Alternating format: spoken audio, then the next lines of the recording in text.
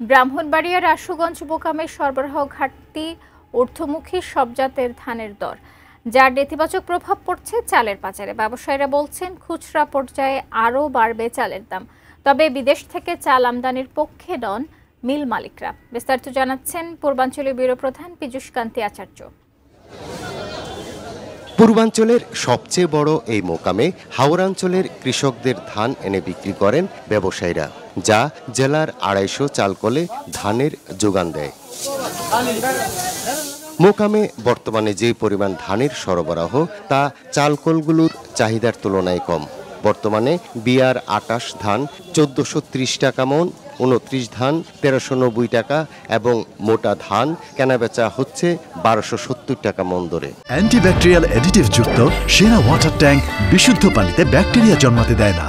ব্যবসায়ীরা বলছেন মৌসুম শেষ হওয়ায় কৃষকের কাছে পর্যাপ্ত ধান নেই, ফলে বাড়তি দরে ধান কেনায় বাড়ছে চালের দাম। বর্তমানে ব্যাপারীদের ঘাটতি, মিলার পার্টিদের ঘাটতি, সবারই ঘাটতি। ধানের বাজার সাথে চাউলের বাজারের মিল নাই, ধানের বাজার বেশি, চাউলের বাজার কম।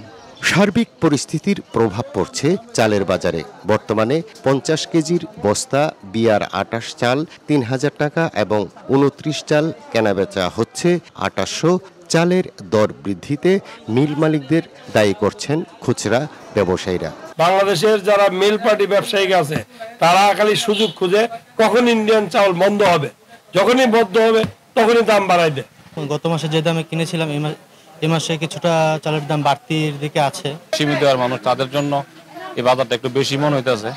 তবে চালকল মালিকদের দাবি, ধানের দর বাড়ায় চাল বেচাকেনায় তাদের লোকসান গুনতে হচ্ছে। বিদেশ থেকে চাল আমদানি করলে পথে বসবেন তারা।